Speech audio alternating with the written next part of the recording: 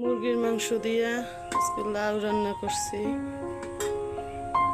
এই যে লাউ তরকারি, এই যে সেই স্বাদ মুরগির মাংস দিয়ে লাউ তরকারি। সকালতে আমি কিছু খাই না এই পর্যন্ত, 11টার উপরে বাজে গেছে।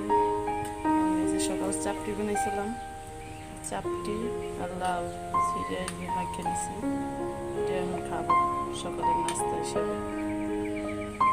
কারণ বেশি কিছু খাই না, সকালে খাইলে খারাপ লাগে।